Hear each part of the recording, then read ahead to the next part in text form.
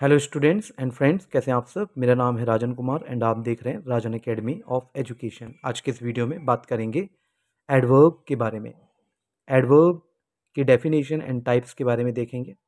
Adverb एक ऐसा शब्द होता है, ठीक है। एडवर्ब एक ऐसा शब्द होता है जो किसी वर्ब यानी कि क्रिया, एडजेक्टिव यानी कि विशेषण या फिर किसी दूसरे एडवर्ब की विशेषता बताता है। ये जो कोई भी क्रिया होती है यानी कि कोई भी एक्टिविटी है, उसके होने का मैनर बताता है यानी कि तरीका बताता है कि वो काम कैसे हुआ है, वो काम किस समय हुआ है, वो कार्य कहाँ पर हुआ है यानी कि प्लेस भी बताता है, और कितनी एक्सटेंट तक हुआ है यानी कि किस मात्रा में हुआ है, क्या कारण है, ठीक है, ये सब बताता है। टाइप्स ऑफ एडवर्ब्स देखते हैं। कई तरीके के एडवर्ब्स होते हैं, जैसे कि एडवर्ब ऑफ मैनर।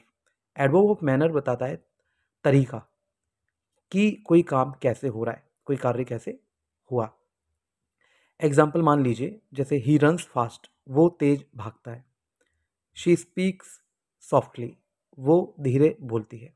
यानी कि इसमें जो रन है, ठीक है, देखिए रन्स जो है मतलब भागना, और फास्ट मतलब तेज। तो इसमें बता रहा है कि वो तेज तो भागता है, मतलब भागता तो है पर वो तेज भागता है, यानी कि कैसे भागता है, वो तेज भागता है। तो ये एडवर्ब ऑफ मैनर का एग्जाम्पल है। इसके बाद नंबर 2 पे देखते हैं एडवर्ब ऑफ टाइम, यानी कि समय बताता है। जैसे कि ही केम यस्टरडे, अब इसमें बताया गया वो आया तो, पर कब आया, यस्टरडे आया। मैं आपसे मिलूंगा जल्दी, अब आपसे मिलूंगा तो, लेकिन इसमें कब मिलूंगा, जल्दी ही, ठीक है।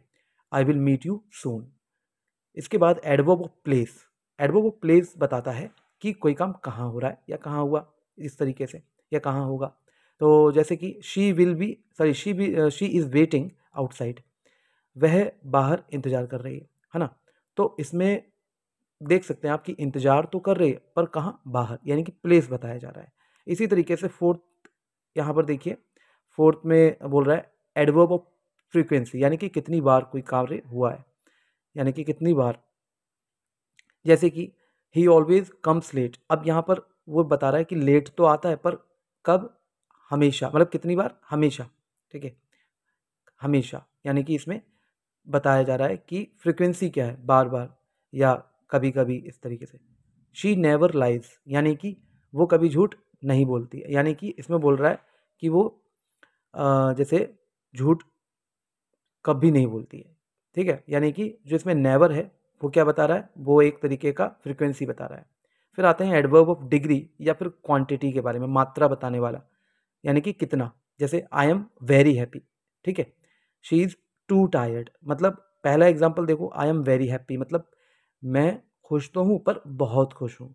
इसके बाद adverb of reason. Adverb of reason क्या बता रहा है, कारण बताने वाले, यानी कि क्यों ये काम क्यों हुआ या क्यों हो रहा है, इस तरीके से।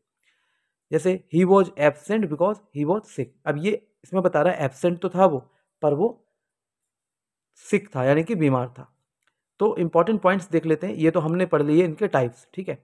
कुछ इंपॉर्टेंट पॉइंट्स जो एडवर्ब के बारे में आपको जानना जरूरी है।